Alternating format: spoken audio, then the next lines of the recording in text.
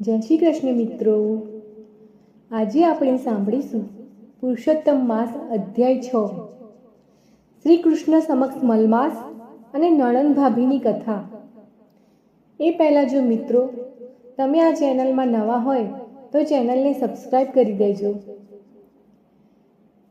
અધ્યાય 6 શૌનકાદિ મુનિઓએ સૂત પુરાણીને પૂછ્યું, ગોલોકમાં ગયા પછી મલમાસનું શું થયું તે કથા અમને કહો। આથી સૂત પુરાણી બોલ્યા, હે મુનિ શ્રેષ્ઠો, નારાયણ ભગવાને નારદજી આગળ આટલી કથા કહ્યા પછી આગળ જે કથા કહે છે તે જ હું તમારી સમક્ષ કહું છું, તે સાંભળો।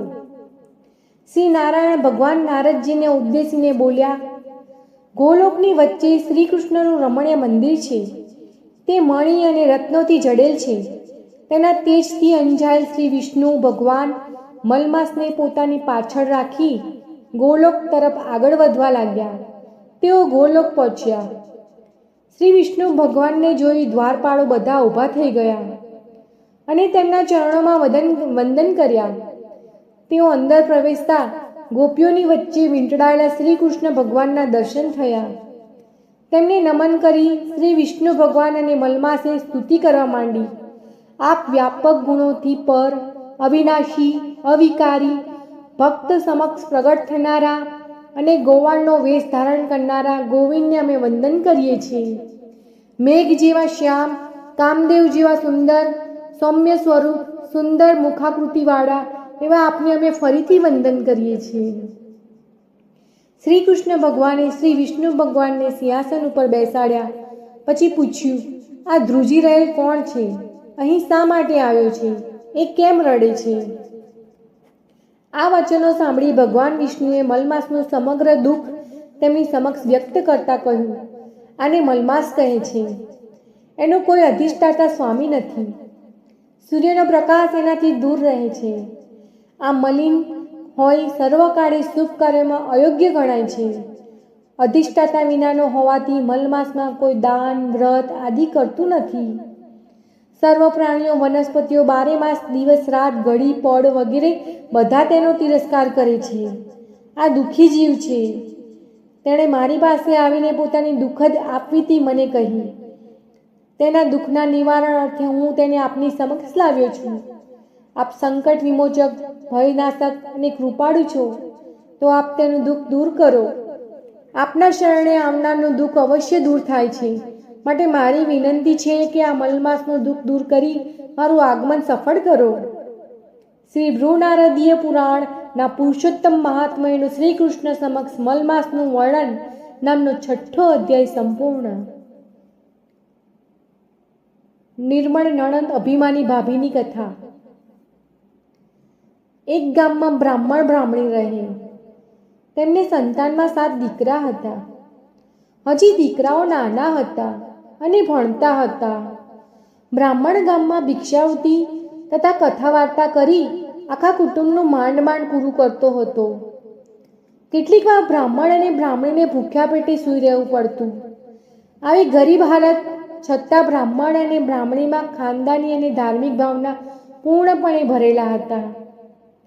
બ્રાહ્મણીનો ભાઈ તે જ ગામમાં રહેતો હતો। તે પૈસે ટેકે સુખી હતો, ખાનદાની હતો, પણ તેની પત્ની ઈર્ષાળુ અને અભિમાની હતી।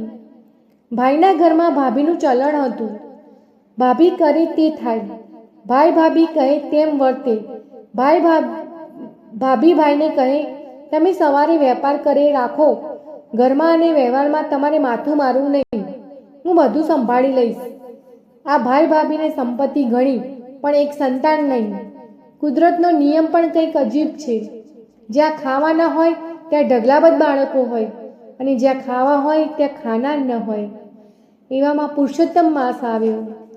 બ્રાહ્મણ અને બ્રાહ્મણીએ પુરુષોત્તમ માસનું વ્રત કરવાનું નક્કી કર્યું। બીજી બાજુ બ્રાહ્મણીની ભાભીએ પણ આ વ્રત કરવાનું રાખ્યું।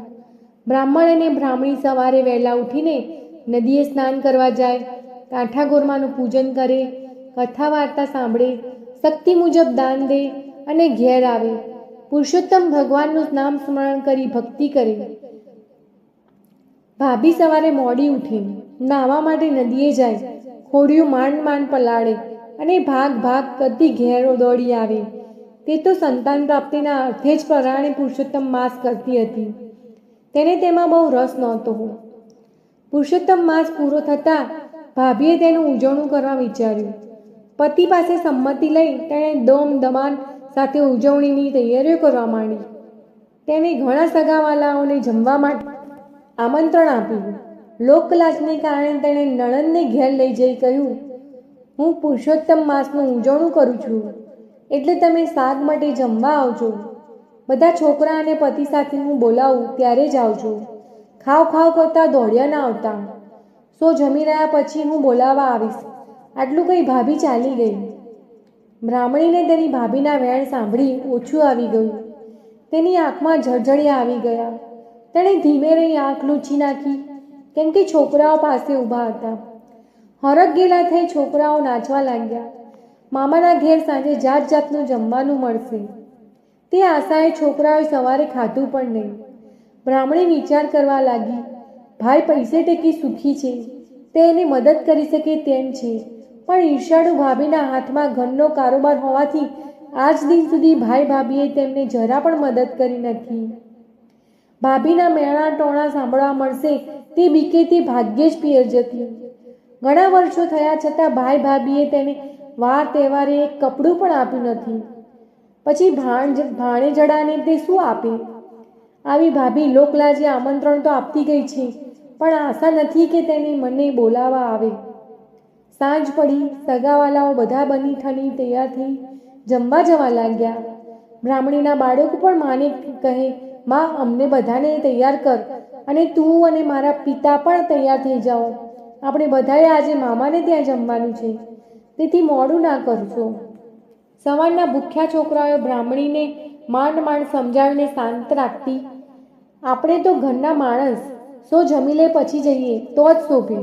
હમણાં તમારી મામી તમને બોલાવવા આવશે, પછી આપણે જઈશું. આમ કરતા દિવસ આથમી ગયો. બધા જમી જમીને પાછા ફરવા લાગ્યા, પણ મામાના ઘરેથી કોઈ તેડવા ના આવ્યું. છોકરાઓ ધમપછાડા કરતા સૂઈ ગયા. ત્યારે બ્રાહ્મણીનો જીવ કકડવા લાગ્યો. હું કેવી અભાગણી કે મારા ભાઈને ત્યાં આખું ગામ જમ્યું, જ્યારે મારા છોકરાઓ ભૂખ્યા રહ્યા. છોકરાઓ સવારે પૂછશે તો હું તેમને શું જવાબ આપીશ? ભૂખ્યા પેટી સૂઈ ગયેલા છોકરાઓને સવારે કંઈ ખાવા આપવું પડશે, માટે લાવ ભાઈના ઘેર જાઓ અને ઘરની બહાર પતરડા પડ્યા છે, તેમાંથી કંઈક લેતી જાઓ. આમ વિચારી તે ભાઈના ઘર તરફ જવા લાગી. ભાઈના ઘેર જઈને જોયું તો ઘરમાં મંગળ ગીતો ગવાય છે, આનંદ મસ્તી થાય છે, વાતોના તડાકા ચાલે છે. બ્રાહ્મણી ધીમા પગલે પતરાળાના ધંગલા પાસે ગઈ. આત્મા કકડે છે, પતરાળા લેવાનું દિલ થતું નથી, પણ ભૂખ્યા સૂતેલ છોકરાઓને પટાવવા આ બધું તેને કરવું પડે છે. તેણે સાડલાના છેડે થોડાક પતરાળા બાંધી દીધા અને ગુપચુપ ત્યાંથી પાછી ફરી. બ્રાહ્મણીએ ઘેર આવી પતરાળામાંથી વધ્યું ઘટ્યું લઈ લાડવા વાળ્યા. પછી બધા પતરાળાને વાળી ઘરની પાછળના ભાગમાં ફેંકી દીધા. તે રડતી કકડતી ભગવાનનું નામ લેતા સૂઈ ગઈ.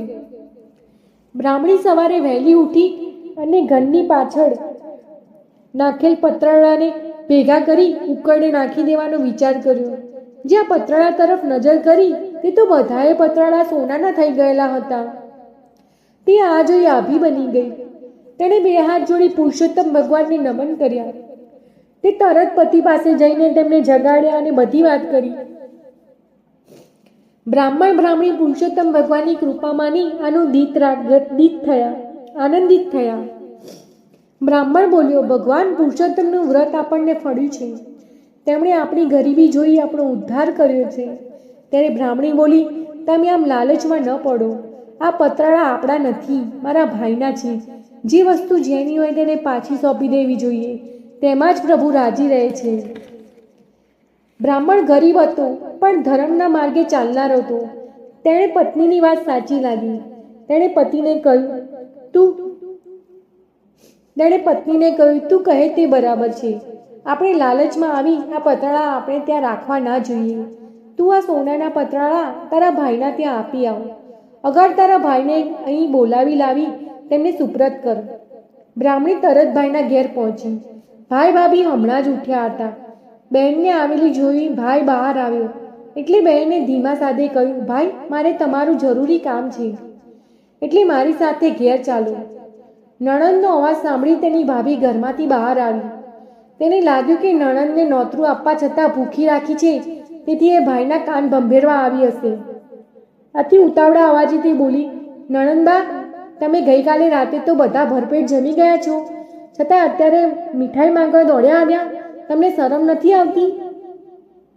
ભાભીના આવા વેણ સાંભળી બ્રાહ્મણીની આંખમાં જળજળિયા આવી ગયા. દીધા નોતરી ભાણેજણા ભૂખ્યા રહ્યા એ વાતનું દુઃખ તો હતું જ, તેમાં ઉપરથી આવું બોલીને ભાભી ડામ દઈ રહી હતી. કહેવા માટે જીભ તો સળવડી, પણ આ વાત સાંભળી ભાઈનું દિલ દુભાશે તેવા વિચારથી તે મૌન રહી. ભાઈ બોલ્યો, કાલે તમે જમવા આવ્યા હતા, છતાં મને મળ્યા પણ નહીં. મારે તને કાપડું આપવાનું હતું. આમ છતાં બ્રાહ્મણી કંઈ બોલી નહીં અને ભાઈને લઈને પોતાને ઘેર આવી અને સોનાના પતરાળા તેની સન્મુખ મૂકી બોલી, ભાઈ આ સોનાના પતરાળા તમારા છે, તમે લઈ જાઓ. આ પતરાળા ઉપર અમારો અધિકાર નથી. ભાઈ આ સોનાના પતરાળા અને બહેનની વાત સાંભળી નવાઈ પામ્યો. તે બહેન સામું જોઈ રહ્યો અને બોલ્યો, આ બધું શું છે તે મને સમજ પડતી નથી. તું મને વિગતથી સમજાવ એટલે કંઈ સમજ પડે. ત્યારે બ્રાહ્મણી આંસુભરી આંખે કહેવા લાગી, ભાઈ હું ખોટું નહીં બોલું.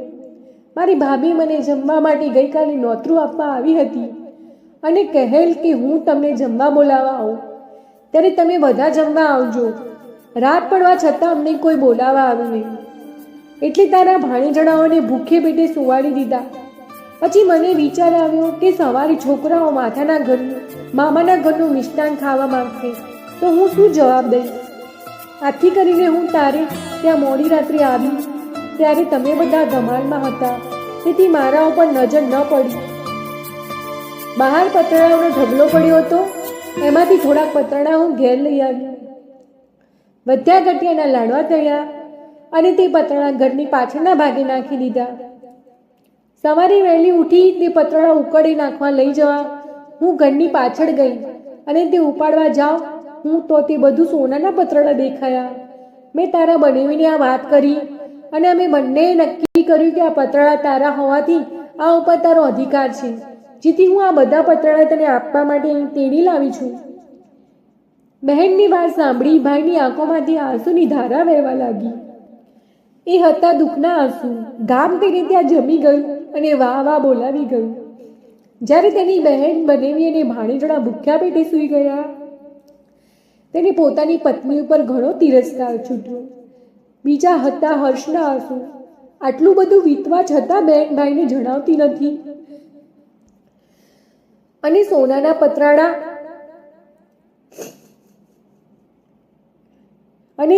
પતરાળા તેને આપવા તૈયાર થઈ છે. આ હતી ગરીબ બહેનની દિલાવરી અને ખાનદાનીના. ભાઈને રડતો જોઈ બહેને તેને આશ્વાસન આપી શાંત પાડ્યો. ભાઈ તરસ સમજી ગયો કે આ ગરીબ બહેનના વ્રતનો પ્રભાવ છે. પુરુષોત્તમ ભગવાને તેના પર કૃપા કરી છે. જ્યારે ભગવાને તેને આપ્યું છે એના ઉપર મારો હક ન ગણાય. જો હું આ લઉં તો પાપમાં પડું. છેવટે બહેનને ઉદ્દેશીને ભાઈએ કહ્યું, બેન આ પતરાળા ઉપર મારો અધિકાર નથી. આ તો તને પુરુષોત્તમ ભગવાને વ્રતના ફળ રૂપે આપ્યા છે. આ ધનમાંથી તું પુણ્યદાન કર. આ તારું છે અને તું ભોગવ. આમ કહી ભાઈ પોતાના ઘેર ચાલ્યો ગયો. બ્રાહ્મણી આમાંનું થોડું સોનું વેચી રોકડ નાણું એકઠું કર્યું, ઘરને ઠીકઠાક કર્યું. બ્રાહ્મણી અને બાળકોના નવા કપડાં તૈયાર કર્યા. પછી જમણવાર ગોઠવ્યો. બ્રાહ્મણ અને બ્રાહ્મણી જાતે જઈને ઘેર ઘેર નોતરા દઈ આવ્યા. આ વાત ઉડતી ભાભીને કાને આવી. તેનું મન નારાજ થયું. તેણે તેના પતિને પૂછ્યું, મેં સાંભળ્યું છે કે તમારી બહેન જમણ કરે છે, તેણે આખા ગામને નોતરા આપ્યા છે, તે ખરી વાત? હા, વાત ખરી છે. પુરુષોત્તમ ભગવાને તેના પર કૃપા કરી છે. તે હવે ગરીબ નથી રહી. આપણા કરતાં તે વધુ ધનવાન થઈ ગઈ છે. આખા ગામને તે જમાડવાની છે. આપણા ઘરે પણ નોતરું આપવા આવશે. થોડી વાર થઈ કે બ્રાહ્મણ અને બ્રાહ્મણી બંને તેમને ઘેર નોતરું દેવા આવ્યા. તેમને આવા નોતરું દીધું અને ચોક્કસ આવવા કહ્યું. નણંદના નોતરાથી ભાભીના પેટમાં તેલ રેડાયું. પણ કરે શું? એણે સમય પારખી નણંદ અને નણદોઈને આવકાર આપી સારું મનાવી. સાંજે જમણવાર થયો. તો જમવા આવ્યા. 32 પકવાન 33 શાક પીરસાવ્યા. પુરુષોત્તમ ભગવાને રસોઈમાં એવો તો સ્વાદ મૂક્યો કે સૌ કોઈ આંગળા ચાટવા લાગ્યા. બધા રસોઈના ભારોભાર વખાણ કરવા લાગ્યા. છેલ્લે ભાઈ ભાભી અને પોતાના પતિ સાથે બ્રાહ્મણી જમવા બેઠી. સૌથી મોટો ભાણિયો લાડુ લઈને પીરસવા નીકળ્યો. તેણે બધાને ઘીથી લચપતતા લાડુ મૂક્યા અને મામીની થાળીમાં સોનાનો લાડુ મૂક્યો. સોનાનો લાડુ જોઈ મામી બોલી, ભાણેજડા, આવડી તે મને શું પીરસ્યું? સોનાનો લાડુ ખવાતો હશે, તુંય ખરો છે. ત્યારે ભાણેજ ઠાવકો મોં રાખી બોલ્યો, મામી, અમે રહ્યા ગરીબ, તમે શોભો તેવું પીરસું છું, માટે પ્રેમથી જમો. તમારા ઘેર અમે જમવા આવ્યા ત્યારે અમે અમારી ઘણી સરભરા કરી હતી. એવી સરભરા અમારાથી નહીં થઈ શકે. આ તો ફૂલ લઈને ફૂલની પાંખડી. ભાણેજનો ટોણો મામી તરત સમજી ગઈ. તેનો ભોઠપનો પાર ન રહ્યો. એની આંખો ઉઘડી ગઈ. તેની આંખમાંથી અનાયાસે આંસુ સરી પડ્યા. તેણે ઘણો પસ્તાવો થયો. તેણે ઊભી થઈને નણંદની માફી માંગી. નણંદે તેને માફ કરી. આ રીતે પુરુષોત્તમ માસનું વ્રત કરવાથી ગરીબ બ્રાહ્મણનો ઉદ્ધાર થઈ ગયો અને તે સુખ શાંતિથી પોતાના પરિવાર સાથે રહેવા લાગ્યો. બોલો પુરુષોત્તમ ભગવાન કી જય.